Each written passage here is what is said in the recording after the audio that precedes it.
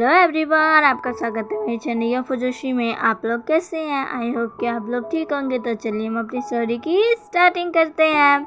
यहाँ पे हमें ड्रैगन क्लैन लीडर को दिखाया जाता है, जो कि अब किंग के फादर को सारी बातें बताना शुरू करते हैं। यहाँ से अब हमें पास का सीन दिखाया जाता है, जहाँ पर ड्रैगन क्लैन लीडर लैन चिरैन अब जो कि बहुत दिनों से अपने बेटे और उस फॉक्स लड़की को ढूंढ रहे थे, आखिरकार अब उन्हें पता चल ही जाता है कि वो दोनों कहाँ पर है। वो अपने सैनिकों से बोलते हैं चलो। उन्होंने ज़्यादा नहीं, वो अपने साथ बस कुछ ही गार्ड्स लिए थे और वो अब निकल चुके थे। इधर सिचैन और यानली दोनों ही साथ में अपना वक्त बिता रहे थे, जहाँ पर सिचैन और यानली दोनों ही अपने बेबी के बारे में बात कर रहे थे कि जब वो आएगा तो सिचैन उसके लिए क्या क्या नहीं करेगा। यानली से कहता है, देखना जब हमारा बेबी इस दुनिया में आएगा तो मैं उसको दुनिया भर की सारी खुशियाँ ला के दूँगा। उसे वो हर चीज़ दूँगा जो भी वो चाहता है। उसे एक बहुत ही अच्छा कल्टीवेटर बनाऊँगा, बहुत ही ताकतवर कल्टीवेटर, जिसका मुकाबला इस दुनिया में कोई भी ना कर पाए। यानली कहती है यानली थोड़ी सैड लग रही थी। तभी सिचैन ने ये नोटिस किया और यानली से पूछा, यानली क्या हुआ, तुम इतनी उदास क्यों लग रही हो? यानली कहती है, पता नहीं सिचैन, पर मुझे थोड़ी घबराहट सी हो रही है। सिचैन कहता है, क्यों, क्या हुआ? यानली कहती है, पता नहीं, पर मुझे डर लग रहा है। हमारा बच्चा सुरक्षित तो रहेगा ना? उसे कुछ होगा तो नहीं? सिचैन, मुझे बहुत डर लग रहा है। सिचैन कहता है, यानली तुम बहुत ज़्यादा सोच रही हो, ऐसे मत सोचो।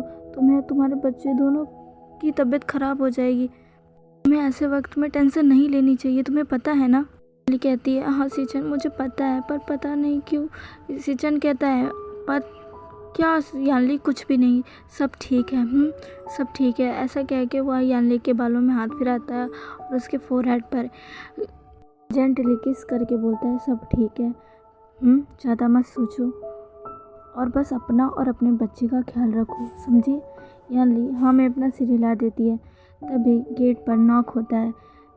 यानली और सिचैन दोनों का ही ध्यान अब अपने घर के डोर की तरफ जाता है। यानली और सिचैन दोनों ही चौंक जाते हैं कि उनके घर कौन आ सकता है। यानली कहती है, यहाँ पर हमारे पास कौन आया होगा? कौन आ सकता है? सिचैन कहता है, तुम यहीं रुको, मैं देख कर आता हूँ। यानली कहती है, नहीं, मुझे अच्छा नहीं लग रहा, प्लीज़ मत जाइए। यानली सिचैन का हाथ पकड़ लिया था। सिचैन कहता है, यानली छोड़ो मेरा हाथ, मुझे देख कर आने दो, चिंता मत करो, मुझे कुछ भी नहीं होगा। यानली कहती है, पर सिचैन। तभी गेट खुद ब खुद ओपन हो जाता है। उस गेट को बहुत ज़ोर से लात मारकर तोड़ दिया गया था। सिचैन और यानली दोनों ही चौंक जाते हैं। फिर जब वो उस पर्सन को देखते हैं जो कि अब उनके रूम के अंदर आ चुका था, उसे देखकर यानली और सिचैन दोनों ही एकदम शौक में हक्का बक्का रह जाते, क्योंकि वो और कोई नहीं बल्कि लैन चिरैन था। लैन चिरैन को यहाँ देखकर यानली और सिचैन दोनों ही शौक में थे। यानली तो बहुत डर जाती है। वो सिचैन के पीछे जाकर छुप जाती है और अपने टम्मी पर हाथ रख लेती है। सिचैन कहता है, आप बाबा, आप यहाँ? चिरैन कहता है, सिचैन, मैंने तुम्हें मना किया था ना, फिर भी तुमने मेरी बात नहीं मानी और आखिरकार तुमने इस लड़की से शादी कर ही ली। मैं कभी सोच नहीं सकता था कि तुम ऐसा करोगे सिचैन। सिचैन कहता है, बाबा, आपको मुझे जो कुछ भी करना है कर लीजिए, पर प्लीज़ यानली को छोड़ दीजिए। चिरैन अब दोनों की तरफ देखता है और अपने घर से कहता है, पकड़ लो दोनों को और दोनों को बाहर लेकर आओ। कहकर चिरैन बाहर चला जाता है और वो लोग यानली और सिचैन को पकड़ने लगते हैं। सिचैन उन लोगों से खुद को और यानली को छुड़ाने लगता है, पर वो लोग सिचैन और यानली को पकड़कर खींचकर बाहर ले आते हैं। सिचैन कहता है, बाबा, आप ऐसा नहीं कर सकते, छोड़ दीजिए उसे। उसकी हालत देखिए बाबा, वो प्रेग्नेंट है, आप उसके साथ ऐसा कैसे कर सकते हैं? बाबा, उसके अंदर हमारा हायर पल रहा है, आप ऐसा कैसे कह सकते हैं? चिरैन कहता है, हायर और इसके अंदर मैं नहीं मान सकता। मैंने तुम्हें कहा था ना कि मैं तुम दोनों की शादी नहीं मानूंगा, फिर भी तुमने ऐसा किया। सिचैन कहता है, बाबा, आपने आज तक जो भी कहा मैंने सब चीज़ मानी थी, सब चीज़ मानी। आपने जो कहा मैंने वो किया। क्या आप मेरी एक चीज़ नहीं मान सकते? क्या आप मेरी खुशी के लिए मेरी एक चीज़ को अपना नहीं सकते? बाबा मैं यानली से बहुत प्यार करता हूँ और मैं उसके बगैर नहीं रह सकता। बाबा प्लीज़ मेरी बात को समझिए बाबा प्लीज़। ऐसा कहकर सिचन घुटने पर आ जाता है और कहता है, मैं जानता हूँ आप बहुत गुस्से में, आप मुझसे गुस्सा है क्योंकि मैंने आपकी बात नहीं मानी, पर बाबा मैं क्या करूँ, मैं यानली के बगैर नहीं रह सकता। मैंने आपकी सारी बातें मानी है, बचपन से लेकर आज तक आपने जो जो कहा मैंने वो किया और कभी किसी चीज़ के लिए मना नहीं किया। पर बाबा मैं यानली के सिवा किसी और के साथ शादी नहीं कर सकता था, किसी और के साथ नहीं रह सकता था। बाबा प्लीज़ मुझे यानली से अलग मत करिए, मैं यानली के बगैर नहीं रह सकता। अगर आपने मुझे यानली से अलग करने की कोशिश की तो देखना आप मेरा मरा हुआ मुँह देखेंगे। मैं यानली के बगैर नहीं रह सकता, समझे आप। चिरानी सिचन की बातें सुनकर कहता है, सिचन कहता है, बाबा मैंने जो कह दिया, अब आपको देखना है आपको क्या चाहिए, आपका क्लैन या फिर आपका बेटा। ऐसा कहकर सिचन अब अपने फादर की तरफ देखने लगता है। आज सिचन की आंखों में एक अलग ही जोश था जो चिरैन ने भी नोटिस किया। चिरैन यानली की तरफ देखता है जिसकी टमी शो हो रही थी और वो अपने टमी पर हाथ रखी हुई थी और रो रही थी। चिरैन अब एक गहरी सांस लेता और कहता है, ठीक है। सिचन और यानली दोनों ही अब चिरैन की तरफ देखने लगते हैं। सिचन कहता है, क्या? चिरैन कहता है, ठीक है। तुम मुझे क्या समझते हो बेटा, मैं इतना भी बुरा नहीं हूँ। मैं तुम्हारे और यानली के रिश्ते के लिए इसलिए नहीं मान रहा था क्योंकि मुझे पहले लग रहा था कि ये हमारे क्लैन के लिए ठीक नहीं होगा, पर मुझे माफ़ कर दो। मैं हमेशा ही अपने क्लैन के बारे में सोचता था, पर मैंने कभी भी तुम्हारे बारे में नहीं सोचा। जब तुम चले गए तब मुझे पता चला कि आखिर मैंने कितनी बड़ी गलती कर दी। बेटा जैसे तुम इसके बिना नहीं रह सकते, मैं भी तुम्हारे बगैर नहीं रह सकता। तुम मेरे फर्स्ट चाइल्ड हो और मैं तुमसे बहुत प्यार करता हूँ, तुम्हें पता है ना। मैं तुम्हारी खुशी के लिए यानली को भी अपनाने के लिए तैयार हूँ, पर मेरे साथ अपने क्लैन, हमारे क्लैन वापस चलो। सिचन कहता है, क्या सच में, क्या सच में? चिरैन हाँ में अपना सिर हिला देता है।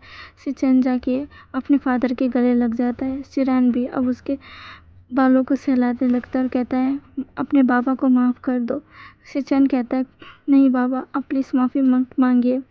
चिरैन अब यानली की तरफ जाते और कहते हैं, तुम भी मुझे माफ़ कर दो, मैंने तुम्हारे साथ बहुत गलत किया। यानली कहती है, नहीं आपने कुछ नहीं किया। चिरैन कहता है, चलो अब हमें हमारे क्लैन जाना है, तुम्हारी माँ तुम्हारा वेट कर रही होगी। सिचन एक स्माइल के साथ हमें अपना सिर हिलाता है। तभी वहाँ पर कुछ गार्ड अचानक ही गिरने लगते हैं। एक एक करके सारे गार्ड अब मौत की नींद सो जाते हैं। उन सबको तीर आके लगते हैं जो कि सीधा उनके चेस्ट के आर पार हो जाते हैं और वो वहीं पे अपना दम तोड़ देते हैं। यानली, सिचन और चिरैन ये सब ये देखकर बहुत ही शॉक थे।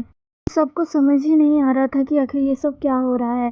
तभी एक तीर आकर सीधा चिरैन को लगती है और चिरैन पर जमीन पर गिर जाता है। सिचन अभी चिरैन को देखकर बोलता है, बाबा बाबा आपको क्या हुआ? तभी वहाँ पर बहुत सारे लोग काले कपड़े में आ जाते हैं। चिरैन और सिचन उन सबको देखकर बहुत शॉक हो गए थे। यानली तो बहुत ज़्यादा ही घबरा गई थी, उसने अपने दोनों हाथों को अपने टमी पर रख लिया था। तभी उनमें से एक शख्स चलकर आया जिसने पूरा रेड अटायर पहना हुआ था और वो कह रहा था, मार दो इन सबको। चिरैन जो कि इन सबको पहचान गया था, वो सिचन और यानली से कहता है, भागो यहाँ से।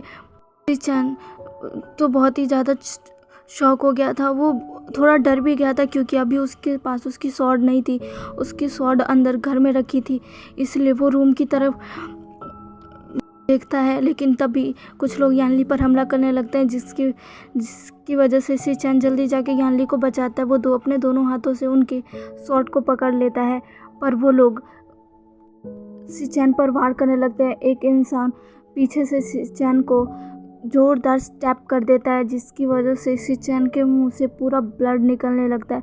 यानली ये सब देखकर बहुत ही शॉक हो गई थी और वो चिल्लाने लगी थी, सिचन। वो जोर से ही सिचन की तरफ भागती है, लेकिन तभी शख्स यानली को स्टैप कर देता है। वो सीधा उसके चेस्ट पर वार करता है जिसकी वजह से यानली के मुंह से पूरा ब्लड निकलने लगता है और वो वहीं पर अपना दम तोड़ देती है। सिचन ये देखकर बहुत ही रो रहा था। चिरैन भी ये देखकर बहुत ही दुखी हो गया था, उसकी आंखों से भी आंसू निकलने लग गए थे। अभी कोई फिर से सिचैन पर वार करता है और सिचैन इस बार ज़मीन पर गिर जाता है। वो एक तरफ एक बार यानली को देखता है और वह रोने लगता है और फिर वो भी वहीं दम तोड़ देता है। चिरैन अपने ही सामने अपने बेटे और बहू को मरता देखकर वो तो एकदम शॉक में चला जाता है। उसकी आंखों से आंसू निकल रहे थे। तभी वो रेड अटायर पहनने वाला इंसान उसके पास आने लगता है और कहता है, अब तुम भी नहीं बचोगे, मैं तुम्हारे पूरे क्लैन को ख़त्म कर दूंगा। वो चिरैन को ज़ोरदार अपनी तलवार से स्टेप कर देता है। चिरैन के मुंह से भी ब्लड निकलने लगता है। वो बहुत ही बुरी तरीके से घायल हो चुका था। वो रेड अटायर पहने हुए इंसान कहता है, तुम्हें पता है इस तलवार पर जहर लगा था, वो जहर जिसकी वजह से कोई भी इंसान पल भर में मर सकता है, और अब तुम भी ज़्यादा देर तक नहीं टिकोगे। इसी से तुम्हारा बेटा तुम्हारी बहू दोनों मरे हैं, अब तुम भी मर जाओगे और फिर मैं तुम्हारे पूरे क्लैन को ख़त्म कर दूंगा। मैं तुम लोगों को छोड़ूंगा नहीं। वो फिर से चिरैन पर वार करने वाला था। तभी वहाँ पे उसे कुछ कदमों की आहट सुनाई देती है। वो जैसे ही उन कदमों की आहट सुनता है वो चौकन्ना हो जाता है और अपने सारे गार्ड से कहता है, चलो यहाँ से। वो सारे तुरंत ही एक झटके में गायब हो जाते हैं और वो कदमों की आवाज़ कोई किसी और की नहीं बल्कि यानली की फैमिली और सिचैन की माँ की थी। सिचैन की माँ को वो डर लग गया था कि कहीं सिचैन के फादर उसके साथ कुछ कर ना दे, इसलिए वो उन सबको लेकर आ गई थी। अगर आपने ये पार्ट नहीं देखा है तो प्लीज़ पहले जाके उसे देख लीजिए, फिर ही आपको ये पार्ट समझ आएगा। तो चलिए अपनी कहानी में वापस आते हैं। वो सब जब आकर देखते हैं तो देखते हैं सिचैन और यानली दोनों ही अब इस दुनिया में नहीं हैं और वहाँ पर क्लैन लीडर चिरैन बहुत ही बुरी तरीके से घायल है। जब मिसेस लैन उनके पास जाती है तो वो उनको वो सब बताते हैं, पर वो जब पूछती है कि कौन थे वो लोग तो वो बता नहीं वाले थे, लेकिन तभी क्लैन लीडर चिरैन भी अपना दम तोड़ देते हैं। और तभी मैडम यू अपनी बेटी की ऐसी हालत देखकर, उसके बच्चा जो भी तक उसके कोख में था, उसने जन्म भी नहीं लिया था, उसके साथ ही उस अपनी बेटी की लाश को इस तरह देखकर वो बहुत ही ज़्यादा दुखी हो गई थी। और तब जाकर उन्होंने पूरे ड्रैगन क्लैन को ये श्राप दिया था कि उनका क्लैन धीरे धीरे ख़त्म हो जाएगा। अब प्रेजेंट में वापस आते हैं। क्लैन लीडर वे ये सारी बातें सुनकर बहुत ही शॉक में थे। उन्हें वांग जी के फादर पर विश्वास ही नहीं हो रहा था, पर वांग जी के फादर उन्हें कहते हैं कि ये सब सच है, आप इसे माने या ना माने, पर ये सारी बात जो भी मैंने कही है वो पूरी तरीके से सच है। हमने कुछ भी नहीं किया है और जो भी इन सब के पीछे है वो अभी भी खुलेआम घूम रहा है। तभी विंग के फादर कहते हैं, अगर ऐसा ही था तो आपने हमें पहले क्यों नहीं बताया। तभी वांग जी के फादर कहते हैं, आपने हमें कभी मौका ही नहीं दिया। आपने उस समय के बाद आपके क्लैन ने अपने आगे एक बैरियर खड़ा कर दिया था और हमें बताने का वक्त ही नहीं मिला। धीरे धीरे हमारा क्लैन ख़त्म होने लग गया। तब जाकर हम अपनी गुरु जो कि एक इमोर्टल है वहाँ सैरन, उनसे विनती की थी कि हमारे क्लैन को बचा ले। तब जाके उन्होंने भविष्यवाणी की थी कि जब एक ड्रैगन और फॉक्स का चाइल्ड इस दुनिया में आएगा तब जाकर ये कर्स टूट जाएगा और सब कुछ पहले जैसा हो जाएगा। इसीलिए हम कब से एक फॉक्स की तलाश कर रहे थे, पर आपके क्लैन ने कभी भी हमें ये मौका ही नहीं दिया कि हम कुछ बताएं। हम आपको सारी चीज़ें बताएं, सारी सिचुएशन के बारे में बताएं, अपने कर्ज के बारे में बताएं। इसीलिए हम इतने सालों से एक फॉक्स की तलाश में थे। जब मेरा बेटा आपके बेटे से नहीं जब मिला था तब उसे भी नहीं पता था कि वो एक फॉक्स है, लेकिन जब उसे पता चला तब उसने ये तय किया था कि वो विंग के साथ कुछ भी नहीं करेगा, पर मैंने ही फोर्स दिया था क्योंकि मुझे अपने क्लैन को बचाना था। पर आप मेरी बात मानिए, हमने उसे किसी भी तरीके का कोई भी नुकसान नहीं पहुंचाया। हमने उसकी शादी ज़बरदस्ती वांग जी से करवाई है, पर आप श्योर रहिए हमने विंग के साथ कुछ भी नहीं किया है।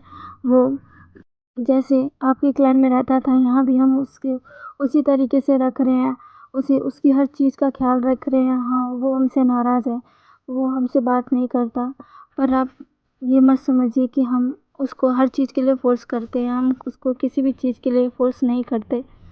अगर आप अपने बेटे को ले जाना ही चाहते हैं तो मैं आपको रोकूंगा नहीं, पर मैं आपसे इतना कहना चाहता हूँ कि हमने जो कुछ भी किया बस मैंने अपने लोगों को बचाने के लिए किया, और हाँ, उसके पेट में अब हमारा भाई पल रहा है, और मैं चाहता हूँ कि आप एक बार इस बारे में भी विचार करें और फिर मुझे अपनी राय बताएं। मैं आपसे विनती करता हूँ कि आप कोई भी ऐसा डिसीज़न ना लें जिससे मेरे क्लैन के लोगों को किसी भी तरीके से हानि पहुँचे। उनकी कोई गलती नहीं है, उन्होंने कुछ भी नहीं किया, फिर भी वो इतने सालों से काफ़ी सारी चीज़ें झेलते आए हैं, और अब मैं उनको ऐसे नहीं देख सकता। अब विंग के फादर कहते हैं ठीक है, मैं सोच के बताऊँगा। विंग जी के फादर नोट करते हैं। तो चलिए गाइस, आज की स्टोरी बस यहीं तक। आज का पार्ट आपको कैसा लगा प्लीज़ मुझे कमेंट करके ज़रूर बताइएगा। प्लीज़ मेरे चैनल को लाइक, सब्सक्राइब एंड शेयर कर दीजिएगा। मिलते हैं इसके नेक्स्ट पार्ट में। बाय।